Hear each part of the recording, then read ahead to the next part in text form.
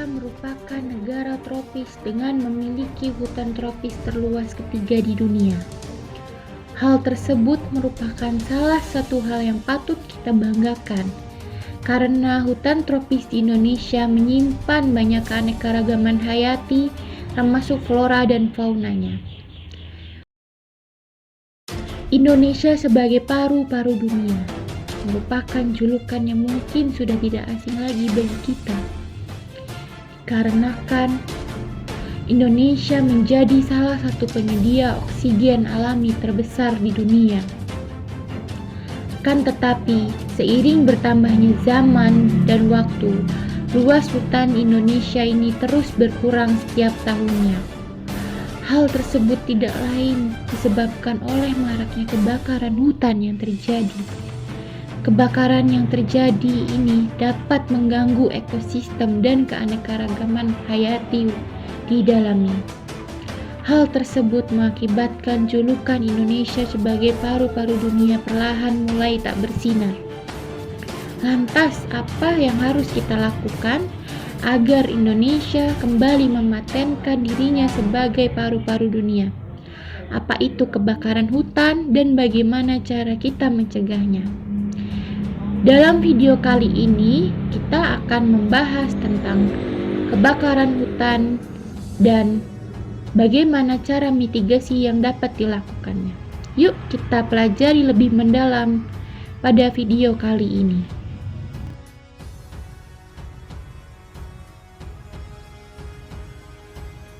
Sejak tahun 2015 sampai 2019, ada 4,4 juta hektar lahan yang telah terbakar di Indonesia, di mana 18%-nya merupakan area yang telah terbakar berulang kali.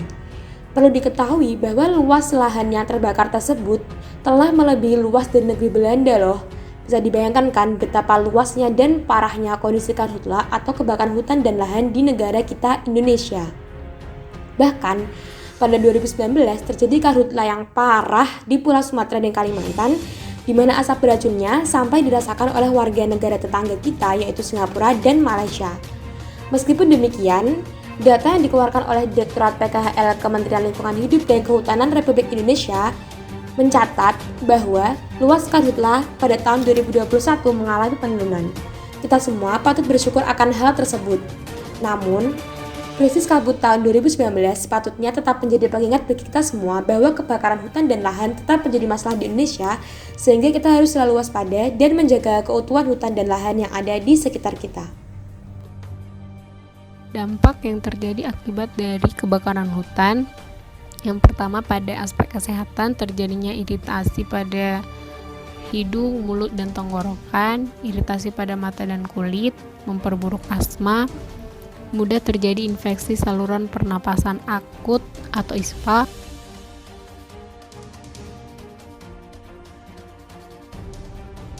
gangguan saluran cerna akibat mengkonsumsi makan dan air yang terkontaminasi polutan asap.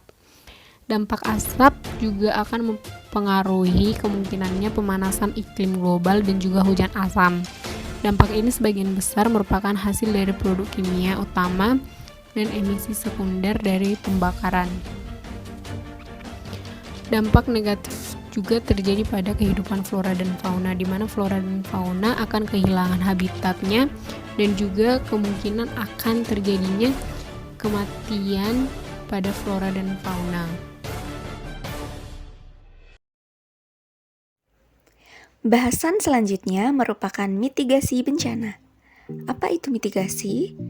Mitigasi bencana merupakan suatu rangkaian tahapan dalam pengelolaan atau penanggulangan bencana atau disaster management. Mitigasi bencana kebakaran hutan dilakukan untuk menekan dan mengurangi dampak negatif yang ditimbulkan akibat bencana tersebut. Beberapa contoh mitigasi dalam bencana kebakaran hutan antara lain sebagai berikut. Yang pertama adalah membuat zonasi wilayah hutan yang rawan terjadi kebakaran. Biasanya, kebakaran hutan disebabkan oleh cuaca yang panas pada musim kemarau. Persebaran titik api yang ada di bumi juga dapat dilihat dari satelit, misalkan satelit yang dapat menangkap titik api di Indonesia. Yang ketiga adalah bagi pengusaha yang memiliki izin untuk membuka lahan di hutan, pastikan untuk menerapkan prosedur zero burning atau pembukaan lahan tanpa bakar. Yang keempat, berhati-hati ketika membuat api di dalam hutan, misalnya membuat api unggun saat berkemah. Sebelum meninggalkan lahan berkemah, pastikan api sudah benar-benar padam. Yang kelima, ketika kebakaran hutan telah terjadi, pastikan untuk memakai masker untuk mencegah risiko terkena ISPA atau infeksi saluran pernafasan. Bagi warga yang memiliki rumah dalam radius 1 km dari hutan yang terbakar, jangan lupa bawa dokumen berharga, lalu tutup jendela dan pintu rumah. Pergi menjauh dari rumah sesegera mungkin dan meminta bantuan. Kebakaran hutan selain mengakibatkan korban dan berbagai kerusakan lainnya, juga akan mengganggu ketersediaan pangan dan mengakibatkan kerawanan pangan.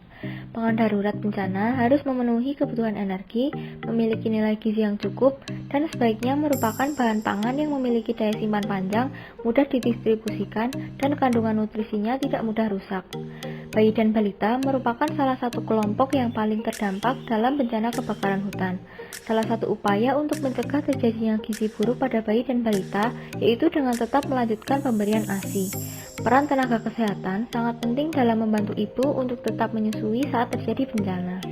Selain itu, kebakaran hutan juga dapat menyebabkan munculnya penyakit infeksi saluran pernafasan atas atau ISPA. Pemberian makanan bergizi berperan dalam meningkatkan sistem imun masyarakat. Makanan yang diberikan berupa makanan tinggi kalori dan protein untuk membantu menyembuhkan infeksi. Kebersihan dan sanitasi juga perlu diperhatikan, terutama dalam pengolahan makanan serta pencucian alat makan. Hutan merupakan aset masa depan bagi negara kita. Namun, kondisi hutan Indonesia yang saat ini memprihatinkan akibat laju kerusakan hutan yang begitu cepat perlu menjadi perhatian bagi kita semua. Lalu, bagaimana agar hal tersebut tidak terus berlanjut? Semua aspek harus terlibat, berkomitmen, dan bergandengan tangan dalam melindungi hutan dan ekosistem. Sebagai wujud untuk menghentikan laju kerusakan hutan hujan tropis di Indonesia, Mari bersama-sama untuk melestarikan hutan kita.